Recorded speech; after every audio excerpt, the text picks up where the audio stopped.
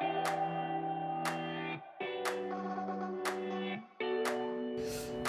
Martin. Hello. Thanks for agreeing to do this while you're in your flying visit. Okay. As you know, we're quite active on LinkedIn, and we just did an interview with Rob yesterday with ERT. So I've not met anybody with more knowledge of our industry than you. Oh, okay. So I thought it'd be nice to ask you a few questions. But really, if you could start off with how it's all started for you. When did it start? How did you get into appliances? Into appliances? Yeah. How did you go traveling to China and all this kind of thing? Okay, that goes back to, I'm dating myself, 1973. Right. Once I'd finished university and I'd gone into computer programming of all things, I was offered a job at a little factory in South Africa called Burda. And my older brother, who was there, he was a shareholder of the business. And I arrived there the first day. They threw a white dust coat at me and said, "Get into the factory." And looking back, that was probably the best grounding for this industry, because I understood then how products were made. So basically, that was from 73 to 85. I stayed. The company was taken over by a public company called Teltron, and I landed up running the Sultan division for them. Okay. At the same time, my brother Robin, who emigrated to the UK in 76, opened up Sultan here in the UK. Oh, right, And his factory was based in Twickenham, and that's where they were making the Sultan hot trays. And generally from there, we sort of worked together to build the Sultan brand worldwide, in fact. In fact, we had distributors all over the world. The guy who landed up in the States, Leon Dryman, he was initially our distributor in Australia. He felt that Australia was too small for him, so he moved to the States, and that comes later in the whole story about how he built Sultan. Almost a household name, wasn't it? Sultan became a household name there, mainly through George Foreman, but generally he pioneered in the States the infomercial, where you could go into a retailer to buy something, as opposed to buying directly off the TV. He put the product in the retail, so he drove the customer to the retailer by doing it that way. So going back to what I was doing, so in 73 I started in the factory. In 76 it was bought by Teltron. I then went over and I ran their appliance operation, which was Sultan, Sanyo appliances as well. And that was all out of South Africa? Oh yeah, all in South Africa. And at the same time, we were building the Sultan brand between my brother and myself. We then started to develop product, and we basically went to Hong Kong. So I started to go to Hong Kong. The first trip to Hong Kong was 1978, where it was only Hong Kong. We were buying out of Hong Kong. At that time, I was buying out of Japan. We were the Sanyo agents, and Hong Kong, which was all the factories that were now in China. A lot of them started out in Hong Kong. So we would sell Sultan all over Europe. What happened for South African market was we took the Breville snack and sandwich toaster and brought it out as the Snackwich, which was sold here under Breville, which was probably the biggest selling line. We were also the SodaStream agents, which came out of the UK as well. Another classic and brand. The first plastic kettle in the world. Wow. Came out of the UK as well, made out of plastic. It was made in the UK? It was made in the UK. Red Ring, which was actually an heater company, they developed this product very cleverly, and we tooled for it in South Africa and sold in South Africa. So in Europe, we had Sultan Europe, which was controlled through Germany. Sultan America, we actually bought. Teltron, the public company that I was working for, bought Sultan America. Wasn't successful, and we subsequently sold it to Marley Tiles, who then sold it to Toastess, and then it was put into a business with Leon. So if I look at where I came from and where it is now, from then I left the public company in 85, started my own company with two partners, AIM Marketing. It was a chap, Alan and Ivan, and myself, and we then developed really a direct import program for retailers, which we were quite pioneering. So it was like FOB business, really. It was really an FOB business, but we weren't a buying agent. That was the key. Yeah. The old days, you had a buying agent. You would place an order with him. He'd take his 5%, and you'd never see him until you either wanted more stock or he wanted to sell you some more. Otherwise, you never saw him. We tailored the thing to suit the retailer. So we ran a menu-driven business, which was very successful. And we did house brands for 2 to 3 of the major retailers. We, in fact, presented here to Tesco in 1988, 89, and they thought we were crazy. We said, you let us do it for you. We do everything. You just bring the product. You'd handle the logistics of it, and you fund the product. And we will source it for you, do all the technical aspects of it. The hard bit, the difficult bit, really. In other words, the difficult bit. Yeah, you have to go to Asia. They said no, and now they're all doing it. Now they're all doing it. So it sort of went 180 degrees. From there, just to go back to that. So we were the TEFL agents. Wow. We were in South Africa. At that time, Robin was out of the industry. Okay. He said, appliances is not a margin business. What are you doing in this business? Well, to be fair, you've been telling me that since I first met you 20 years ago. Exactly. So the idea is really, if you want to be in an appliance business, you have to do volume. Yeah.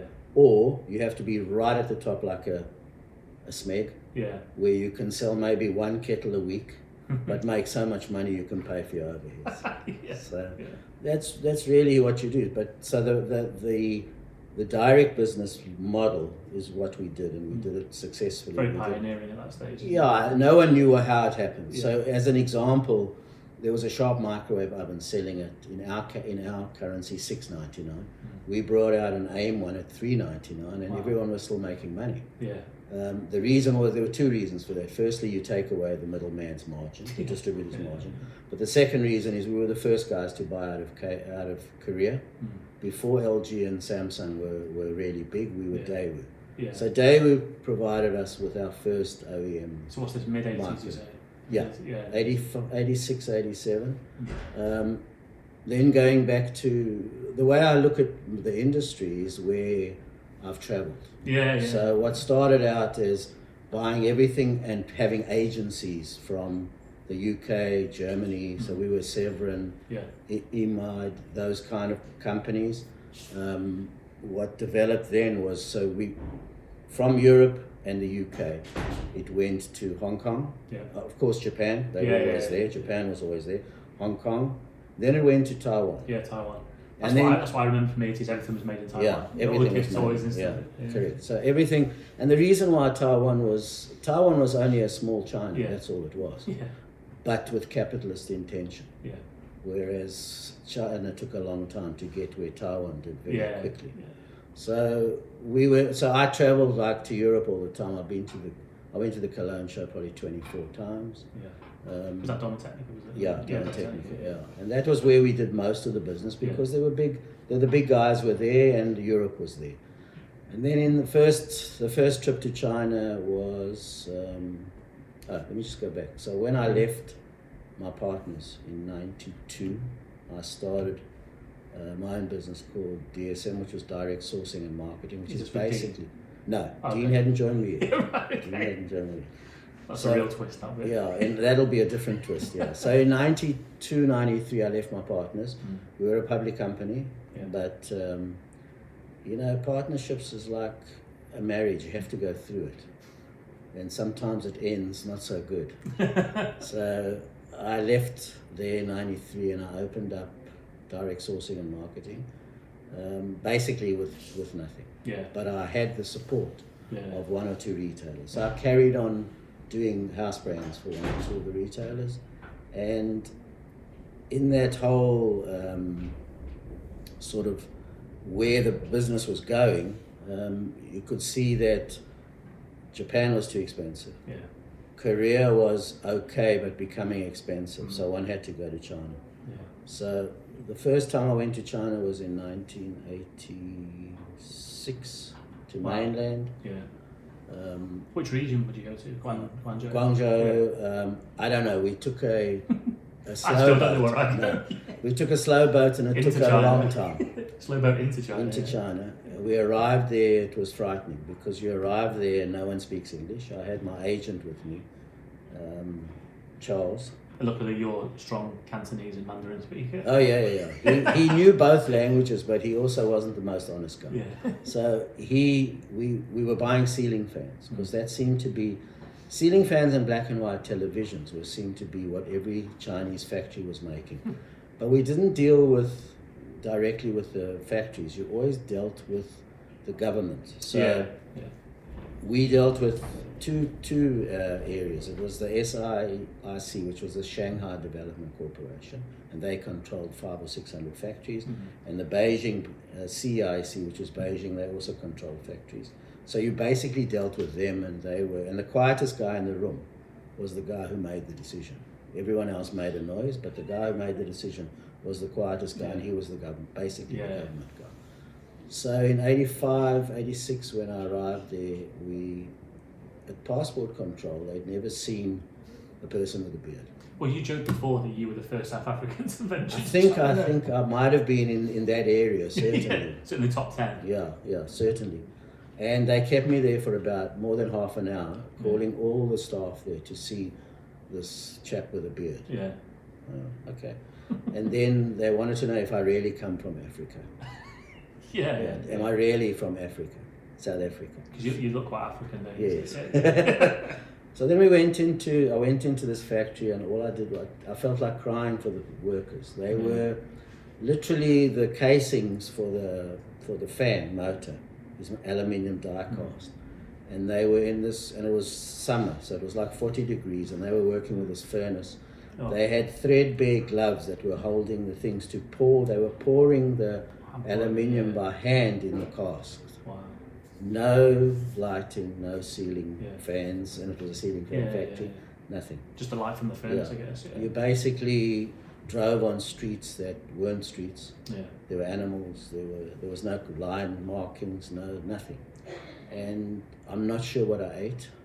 I guess it's like the Wild West, really, sort of the American analogy of moving to the West. I think it was probably a little bit worse because you sort of found that there's a culture change as well. A culture change is very much a culture change, and don't forget they were still very much communist. Yeah.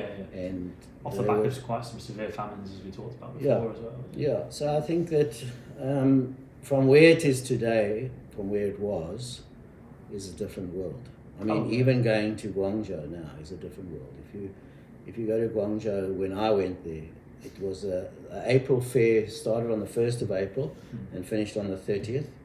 It was in a block of flats, and each flat had a different category. Yeah. So you could go onto an appliance stand, and next to it was food, next to it was chemicals, then there was construction, and they sat there from the 1st of April to the 30th of April, and from the 1st of October to the 31st of October, twice a year. The only food you could get was from the street, and you ate there outside in the beating sun, and you don't know what you were eating. Yeah. But we all survived, I suppose. Yeah. So it was really. I think one of the stories you told me, I remember, was trying to bring home was particularly difficult, wasn't it? You basically you'd be gone for a month, weren't you? No, I was gone. There was no communication, no cell phones, no phones. You couldn't phone out from China. So when I went into China, as the one trip there were about 8 of us in this van, and the driver fell asleep, and we landed up in a field.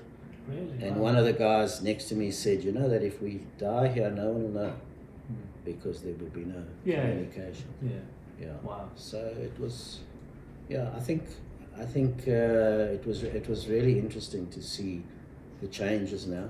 Yeah. And you won't. Well, I mean, even for me, the last 10 years, it's been quite. Still feels quite dramatic. I think just because of the growth of China. But when did it move from the tower blocks to the Canton complex? When did I think Panyu, isn't it? Yeah, Panyu. I think must be 10 years now.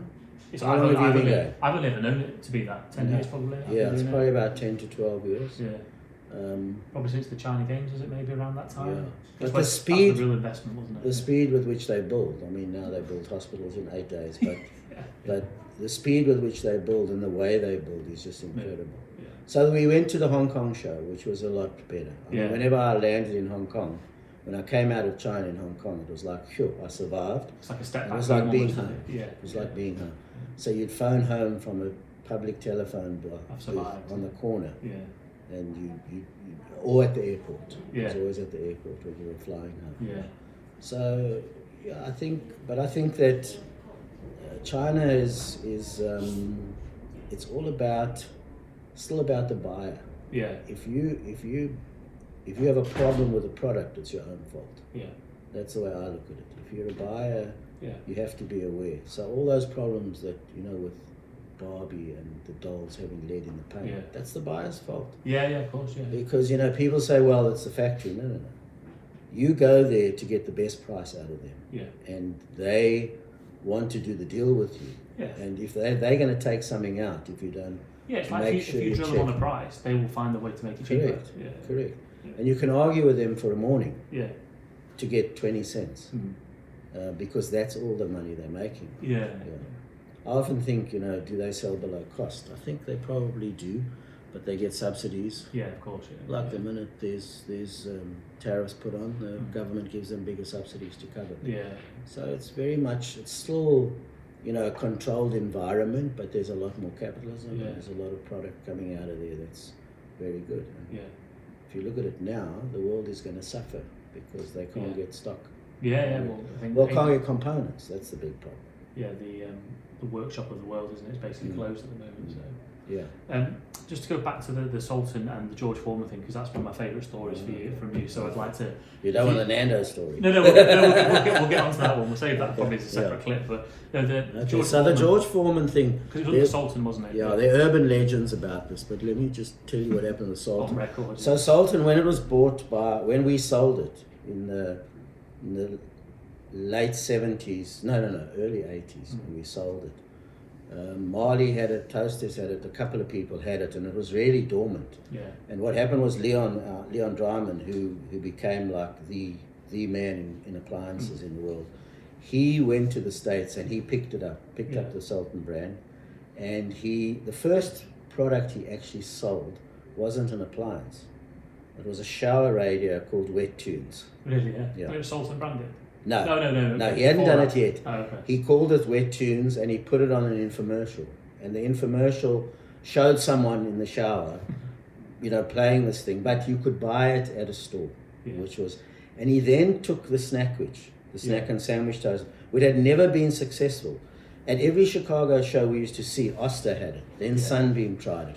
Everyone tried it in the States and no one would buy it. Yeah. And the reason I said was because number one, it was small. Yeah. Number two, they don't eat toasted sandwiches. They like grilled cheese. That's what they call it, toasted sandwich. So it was a completely different kind of product as opposed to Australia. It was the fastest selling, South Africa and the UK. Yeah, to be like a sandwich. Yeah. So the old sandwich, when it oozes out the side, this solved that problem. So the Snackwich basically made a little ball of it. Yeah. So Leon came in there and then he put that sandwich toaster on TV as well and was very successful. Yeah. And then this is an urban legend, whether it's true or not, but this is the kind of story. They were in a lift, him and I think his marketing lady, Barbara, and George Foreman got into the lift. Where was this? In Vegas, I believe. And I believe they were talking to each other and they said, how do you keep fit and all the rest of it? No, I eat this and this and this. And he said, oh, okay. And then they said, they thought this could be quite a good idea to have it endorsed by someone like that who's a fit boxer and everyone knows. It's not just a chef, it's a different way of looking at it. So they looked at the product, and the product was being made by Chippewa. Yeah.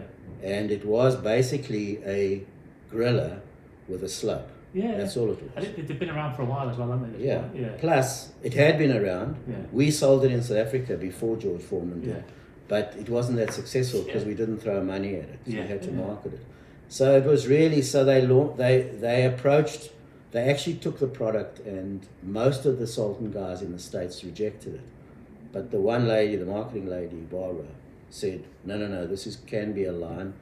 Let's get George Foreman to endorse it. and the rest is history. It's the biggest selling appliance ever. When did it start? When was the George Foreman brand started? Was it early 90s? I think it was in the early 90s, late 80s. And they started with one model, and now it's developed into 8 to 10, 12. There's a whole range, brand, isn't it? whole range of product. Yeah. The first thing they launched it as the lean, mean, fat-reducing machine. Yeah. Well, if you're eating sausages and steak every day, I suppose, if you don't have anything else, I suppose you will lose weight. But, yeah. So, and then it just absolutely flew. Yeah. And I think... Shows the power of marketing, really, isn't it? Yeah, and he made more money out of that, I think, than his boxing. Yeah, because didn't they end up having to... They were paying him per unit, I think, and then they got to a point where they ended up just giving him a chunk of cash. I think they gave him, I think the figure was, over a period of time, 50 million or something. Amazing. It was a crazy thing. They've sold hundreds of millions. Yeah, it's still going quite strong now, isn't it? Yeah. It's still, people still relate to the name, but it's just a normal griller. Yeah. There's nothing special about it. Yeah. It's like the Instant Pot. It's an electric pressure cooker. Yeah. Which AEG had long before the Instant Pot. Yeah. It's just a matter of how you market it. Yeah. So we weren't involved with Sultan then because I was going to ask you what was the makeup of Sultan, because Sultan as a brand, and you said you sold it. The brand was that late 70s, early 80s. We sold the American one. Oh, okay. What happened here? Oh, sorry. Was it divided up? What happened here was. Who was it originally owned by then, and then how did it? Sultan was started by a man called Lou Sultan. Oh, okay. Yeah. He was an engineer he was an immigrant from Germany. And he was an engineer working in New York, and he used to come home late at night, and he's always used to complain to his wife that his food was cold. That's probably also an urban legend, but anyway, and he developed, he said that glass is a much better conductor of heat in terms of keeping something warm and not drying it out. So he developed a glass where they screened the element on, and then he licensed it around the world. But when my brother left South Africa in 76 and came to the UK, he started to develop Sultan as a brand, international brand. So was that under license then? Was it from? No, we had bought Teltron had bought the company and the branding. So they didn't really pay for the license. The brand belonged to Teltron, then it belonged to the UK, the company here, which was sold to Pifco. Yeah. Sultan was sold to Pifco in 1984, 85. And Pifco was based out of Manchester, wasn't Pifco it? was in the mill, because I remember it's got the Pifco Pifco chimney, was hasn't it? in Manchester. What was that guy's? The guy who owned it. I had a couple of dealings with him, not good. That's probably why I don't remember it. No. So it was a bit crazy. Yeah. So you sold. So the whole thing was sold to Pifco, except South Africa and UK. Okay. And the US. Okay, so they were run independently. They were run independently. So Sultan, we still had Sultan in South Africa, which belonged to Teltron. Okay, so was there synergy across the brands, because it affected there's three Sultans? No, America, yes. After when we sold it in South Africa, Home of Living Brands picked it up, and they're the Russell Hobbs people, Spectrum. Oh right. But they're an independent company, but they have the rights to Sultan. So they own the Sultan branding in South Africa, and now, as you know, Sultan Canada owns the rights to Sultan in the US. Oh, so they bought the Leon version. And that was a mistake by the lawyers. Right. In the States. When they registered Sultan, there was something that they left it first for Canada, so Sultan Canada owned it. But there was some loophole which Sultan Canada found out. It took them 4 years to fight it, and they got the rights to Sultan in the US. So George Foreman was sold first here by the people who had the branding here. Yeah, the Pifco guys, and it was sold in South Africa by the guys who we had sold it to. Okay, so the Sultan part, so the American team had found it, it was being sold through the other sold channels. All over, all over. Basically under license, they probably pay a royalty for it. They do. The same as the Russell Hobbs royalty, It's a great story. So my favourite story then, which you've told me many times, but again I want to document it this time. because it all comes back to me requesting a black card from you for Nandos, which was probably 10 years ago now. Okay, Nandos is probably a story that's been told because it is an amazing success story. Yeah. My only claim to fame on it was that in 19... Oh, now I'm going back. The founder of Nandos is this guy called Robbie Brosen. Mm-hmm. Now, Robbie... South Africa. South African, yeah, South African. Robbie's family used to live in Middelburg, which is a little country town about 100 kilometers or 80 miles or whatever from Johannesburg. Okay. And when I was in the army, I was there and I used to go to their house on a Friday evening for dinner. And Robbie was probably about 5 or 6 running around, and his family were all there. And then never knew them after the army. And then when I landed up at Teltron, when Teltron took over the business, the factory that I was running, and I then moved into Teltron, that was his father, Max Brosen. And Robbie, when he came out of university, he was given to me by Max so he worked with me for about a year and a half. We traveled to Japan because we were the same age, and to Hong Kong. And Robbie was probably about 20, 21. He then told me he's leaving and he's going to open up Circuit City, which was a repair company for electrical product. And he was taking our service manager, a chap called Fernando Duarte, and that's where the name Nandos comes from. From Fernando. From Fernando. So Fernando, Robbie, and another buyer from one of the big retailers opened up Circuit City in Rosettenville, which is a suburb of Johannesburg. So what year is this roughly? This was probably late 80s, I would think. Let me just think how old he would be. Yeah, the years are quite difficult to work out. But, you know, because so many things happen. Yeah. So he the three of them opened this place, and I was actually using them for service. So I used to go there, and they used to service electrical product, and they were selling a couple of things. And round the corner from them, there was a little cafe that used to sell spit roasted chickens, and they used to go there every lunchtime because they loved the peri peri chicken. Yeah.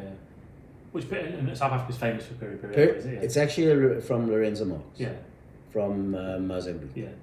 Because that chili is a Mozambican chili. Yeah. So but it's like your ketchup almost, isn't it? It's like it's popular. Common, it's very popular. Yeah. So they used to go there every day for lunch.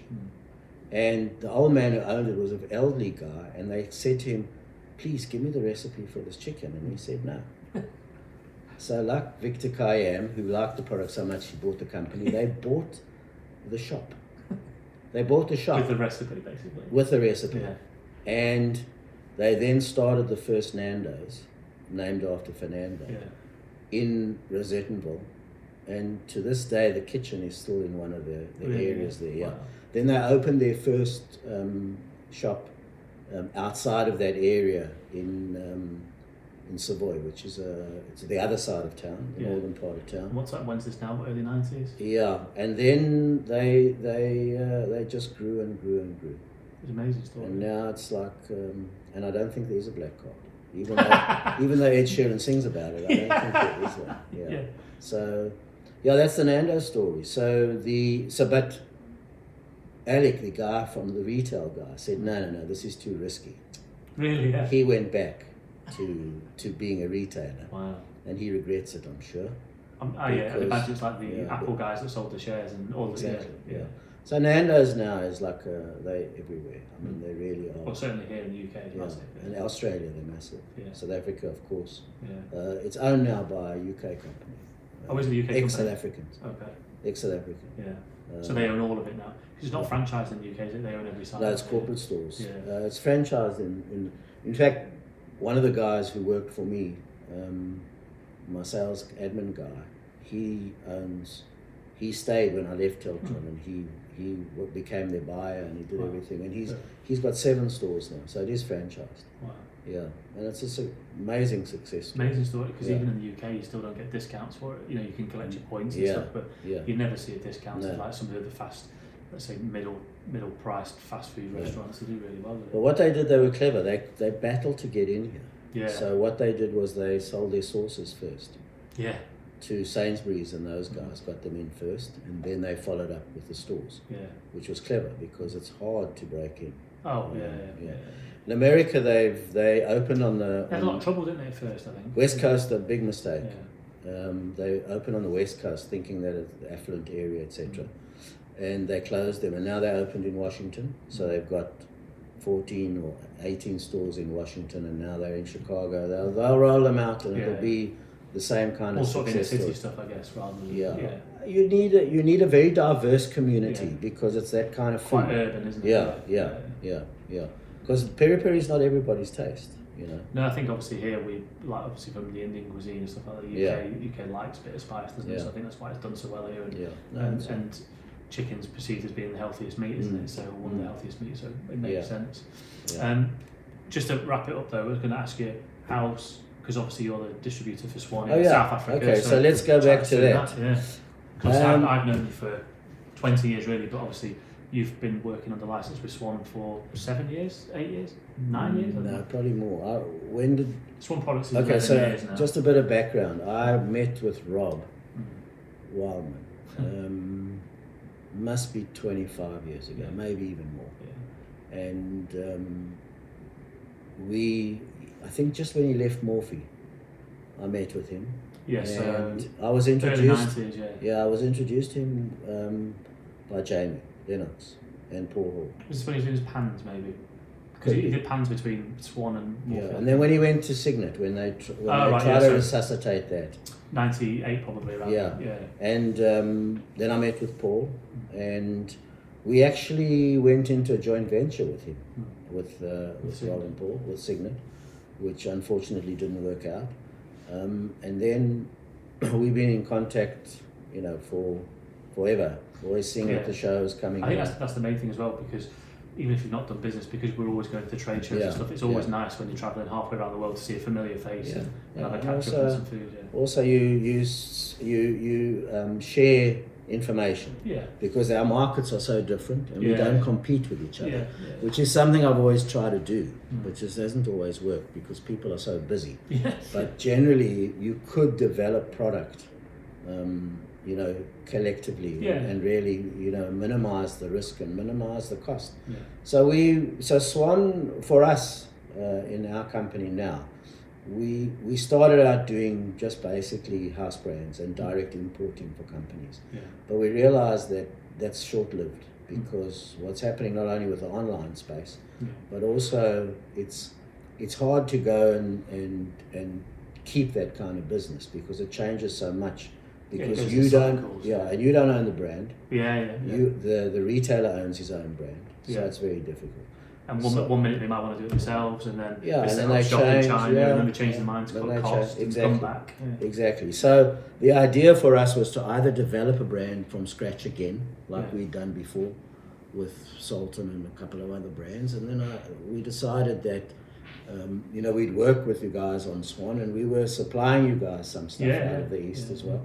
So it made a lot of sense. Yeah, I think for us as well, I remember early days when I first started going to China 10 years ago, and Swan was very much in its infancy because of all the stuff we just talked about.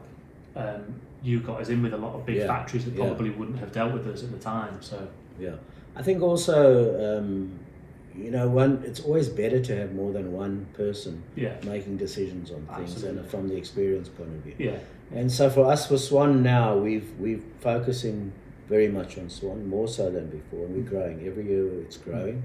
The consumers accepted it, they like it.